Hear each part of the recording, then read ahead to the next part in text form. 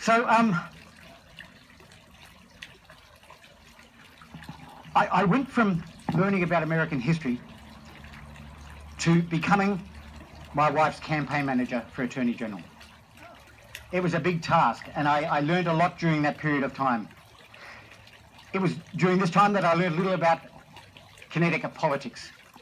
I learned that she was an outsider, like somebody I know running for president. In 2002, she ran for Attorney General against a guy who's corrupt, but he was beloved by his Connecticut people. And the GOP gave her a speech because she was the only candidate, so her acceptance speech was written by the GOP because, of course, they wanted to control. Well, I learned very much about my wife then. 5 minutes before the intended speech, she tore it up and wrote her speech on the back of an envelope. And she was the only one in the whole group that got a standing ovation. She was remarkable. I was to learn that this was her norm as we travelled around the country. 5 minutes out from an event, she would pull out a notebook, and that was one that you write in, not the notebooks that we know about now. And she would write her speech, and I realised she was just a gifted orator, and but she was on the wrong side of the Conservative Party. She was a conservative, whereas a party in Connecticut was just right of centre. And I learnt a lot about your rules committees. Rules committees. You've got to love rules committees, don't you? I saw them in operation at the convention, and my gosh, they worked very hard to screw you around. And this Connecticut party was no different. The night before the delegates vote, they changed the rule on who could be your nominating speaker. You had to have a super delegate to do the nominating speech. So we spent from 8 o'clock at night to 6 o'clock in the morning trying to convince one of the super delegates to come over to our side and give up their credentials to our nominator. Well, we won. We thwarted their ploy, and to say I was very angry is an understatement. At the convention, we got 67% of the delegates, and then we had to run a primary because the GOP just didn't like the fact that she was winning. You should have seen the work on the convention floor that day. Well, we had a primary, and we got 61% of the vote on $29,000, unheard of in statewide politics. Our opponent spent over $250,000. So I was very proud of her. She was a hard worker, but she just couldn't raise any money. So, as you can imagine, I've been thrown to the lion's den, but as I said, God gives you a season for a reason, to prepare you to go forward. And it was to help me manage 2 more statewide campaigns and to prepare me for what I'm experiencing now. So what concerns me most about this election cycle? Liz said it best. We've been controlled for 70 years by liberal progressives that want us to shut up. And I call them the snake, and it's biblical, that when a snake is cornered, it strikes out. And the left, who have hijacked this country for the past 70 years, are being exposed. We must be ever vigilant against a snake that knows it is losing, and they know that they are losing. And I'll tell you why in a sec. As it is said in Matthew 10:16, I am sending you out like sheep among wolves. Therefore, be as shrewd as a snake and as innocent as doves. Don't give up what we value. Don't forget where we've come from. Don't forget where this great country come from. Remember that and be like doves, but be as shrewd as the snake that you're fighting, because they will fight back when they know they're going to lose. We've got to know the enemy. We've got to know the enemy's motives. We've got to know what makes them work. Now, you might not all agree with what I'm about to say, but I believe I'm in the right area. I can have an opinion, so I think you'll let me speak on that. As I said, for the last 70 years, we truly have been controlled by men long ago cold in their graves. And you'll know who they are when I speak to them. They are revered today by those that want to fundamentally change our way of life, want to change America. Those that want to bring America back to the pack. And America was never meant to be part of the pack. America was always meant to be a beacon of hope and light for the rest of the world to follow. Always. And we should never forget that. These men are the source of those policies and institutional decisions that have fundamentally transformed this country through the pervasion of their ideology in our schools, our colleges, our homes, and even to our churches. Think about what happened in 1954. The churches were given 501c3 status, graciously given over by the Democrat Party, who introduced the law in 1953. Why? To shut them up. And it worked. The churches were so glad about getting tax-free status that they sold their soul. The church was always a voice in the community, but they sold their soul for that 30 pieces of silver. And it's been a regret ever since. And once they had all this money coming in, they feared giving it up, because if they spoke the truth, they would lose that status. And that was a deliberate act in 1953 when they introduced the law, and in 1954 when they graciously gave it over to the church. So, this generation, my generation, are the ones that have sown what these men believed in. You think about it, the teaching of Charles Darwin. You think about Karl Marx, Julius Wellhausen, John Dewey, Sigmund Freud, Maynard Keynes.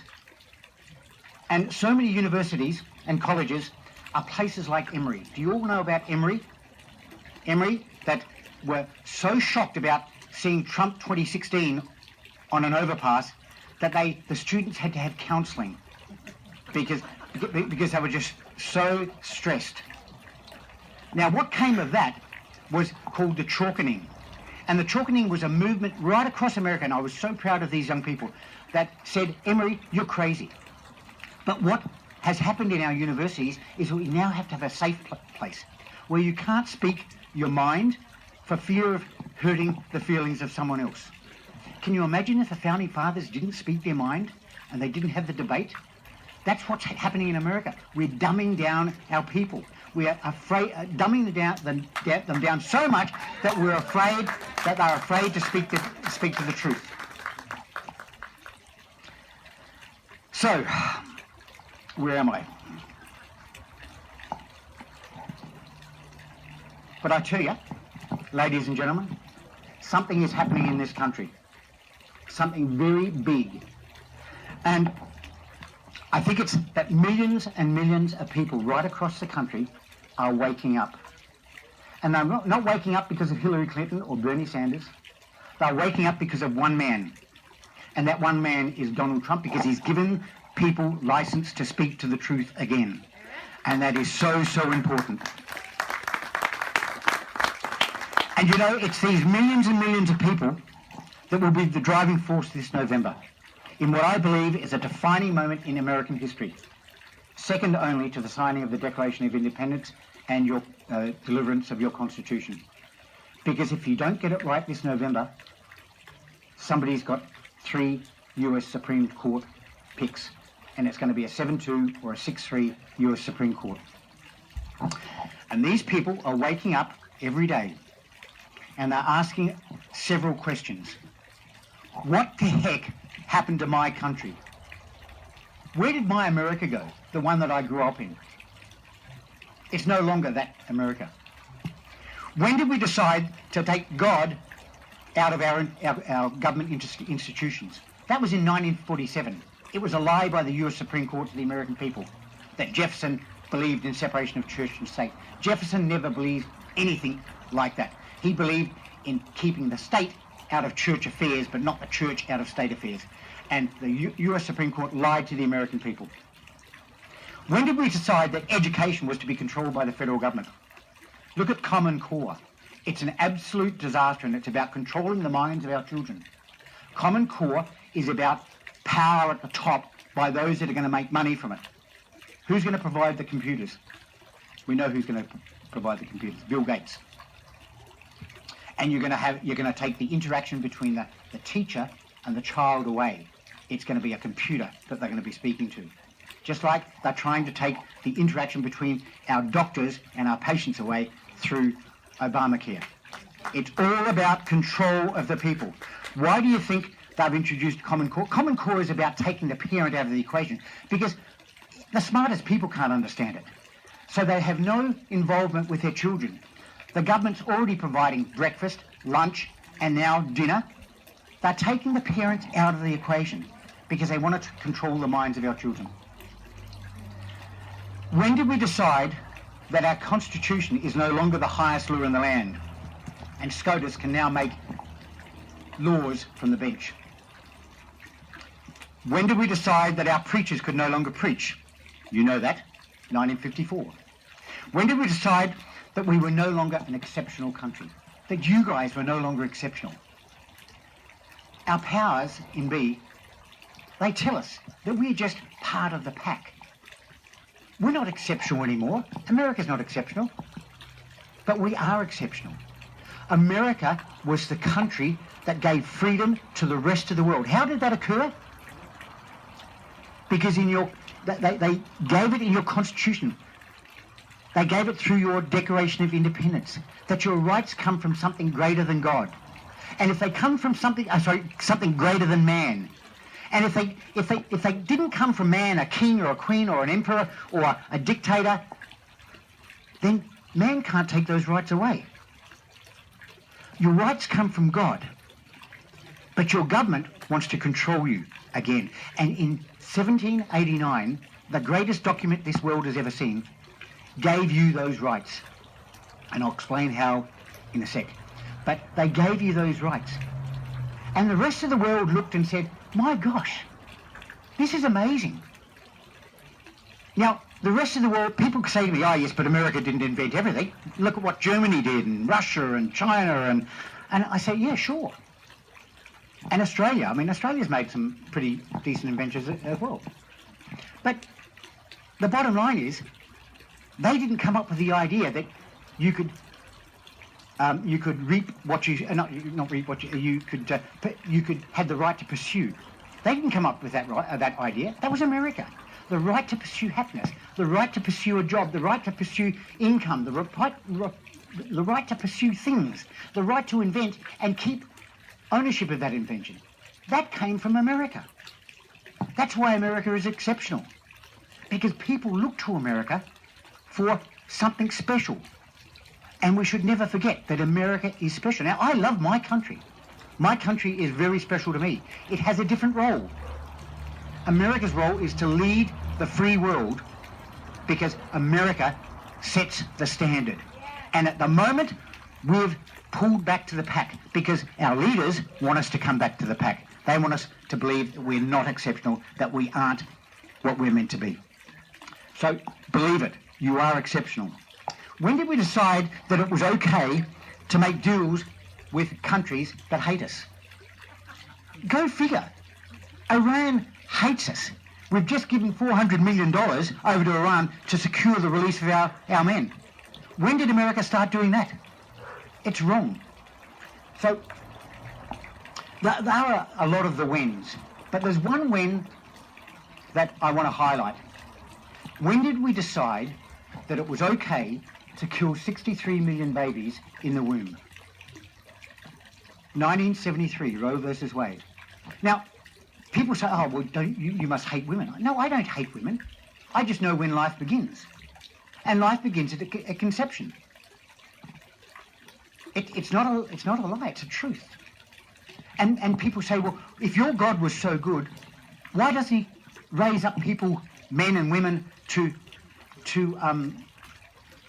find solutions to cancer or to the world problems, the wars and all the problems that we have in the world? Why doesn't he do that? I said, well, how do you know he didn't? And this floors them. And they said, what do you mean he hasn't done it? I said, well, what about those 63 million babies? Couldn't one of those been the person that found the cure for cancer? And it's like a light goes off in their mind. So I tell you, we've got to start to realise that we've turned our face away from God. And I was in church this morning, and there was an amazing preacher that says something's happening in this country and people are turning back to God. And I've seen it. I've seen millennials, thousands of them across the country that are on the campaign, 16, 17, 18, 12-year-olds, 20-year-olds, 25-year-olds, that are turning back to what this country was made of and turning back their eyes to God. And I'm so proud of them.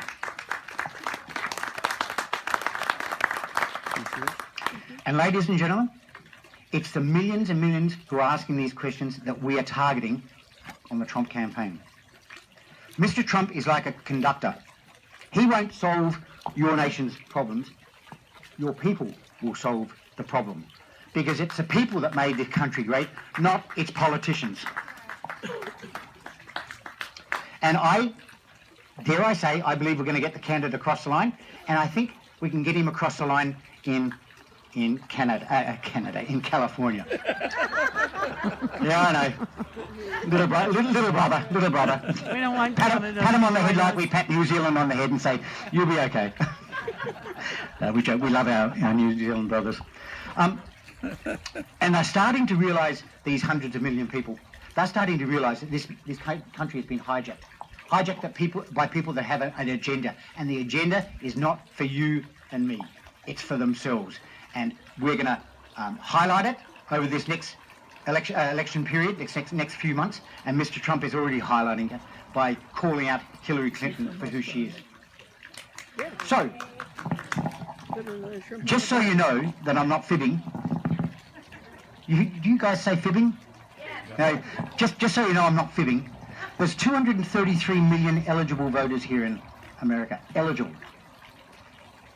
106 million of those don't come out to vote. And in California, it's even worse.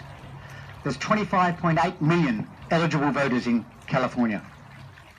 And 12.8, 49 point something percent, do not come out to vote. And it's these very people that you're seeing come up to you and say, I'm also voting for Trump. They're waking up, and they're going to be the difference come election day. So don't be afraid to wear your badges, because people will see it and it'll give them confidence to also wear their badge and show the American people that you are going to take back your country this election cycle. So may I close with a couple of points. First, why in the hell is an Aussie involved? Why am I fighting so hard for your country? Well, remember I said America is the beacon of hope and light for the rest of the world. And she's still meant to be that. She's not meant to be part of the pack. And if America goes over the cliff, the fiscal and spiritual cliff, then my country is next, and New Zealand is next, and Canada is next, and Great Britain is next. The 5 true Western nations left in the Western world. And we can't afford to have that, because I've got 2 granddaughters. I've got 3 granddaughters, actually. One is with the Lord. And I've got 2 granddaughters that are to grow up in this world. And I want them to grow up in a world that I can recognise. A world where the principles of the rights of people declared by you, the American people, in 1789 in your Constitution, they will understand and they will experience. Because if America goes, they won't experience it. We're done. So I encourage you to be bold and get out there. So, second, America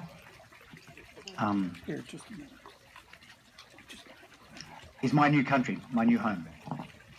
And I don't want to be here in a country that doesn't reflect the values that I saw in America growing up. I want America to be America. I don't want America to be Iran or Syria or Latino or African American or Chinese American. I want America to be America. See, what's happened is that the liberal progressive left have highlighted multiculturalism. Multiculturalism was never ever meant to mean multi-cultures in America. Multiculturalism was meant to be, you come to America, you bring part of your culture and you mould it into your culture to create the American culture, just like it happened in Australia, just like it happened when the Italians came here after World War II, just like when the Germans came, when the English came, when the Spanish came. They brought a little bit of their culture, but it created the American culture. And that's what happened in my country. But the liberal progressives have hijacked it and said, oh no, you can come here and you can be over there in your Latino group, and you can be over here in your Chinese group, and you can be, and we will provide you interpreters so that you never ever have to blend in with America. And that's the whole purpose of multiculturalism under a liberal progressive. They want to control the packs. Because they fear an America rising up as one culture. So that's what we've got to take back. And I want to be a part of that. I really do. I want to see it before I go to the grave. I want to see it for my granddaughters. Because I want my granddaughters to love their country for what it is. And I want them to love America for what America is. A beacon of hope and light for the rest of the world to follow. I've got one more point. Well, I love your history, and I love your songs, your patriot songs. And there's one in particular that I focused on when I first got here, and it's America the Beautiful. And it's the second verse that I love most, because the words say everything about what America is. And it goes like this. Oh, beautiful for patriots' feet, whose stern impassioned stress a thoroughfare for freedom beat across the wilderness. And I say patriots instead of pilgrims because I like the word patriots better. So give me that. Across the freedom beat. I'll start again. My apologies. Oh, beautiful for patriots' feet, whose stern impassioned stress a thoroughfare for freedom beat across the wilderness. America, America, God shed thine every flaw. And this is the kicker. There's two kickers to come. And clothe thy soul, clothe your soul, in self-control. Not the government. Don't have the government control you. Clothe your soul in self-control, thy liberty in law. And that's what I feel is happening here. They're breaking down the highest law in the land that protects your liberty.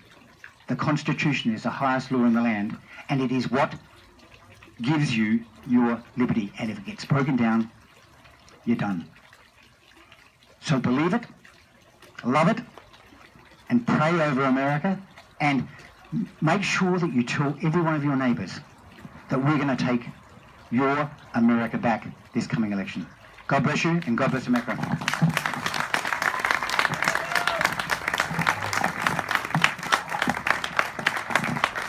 Thank you so much, Malcolm.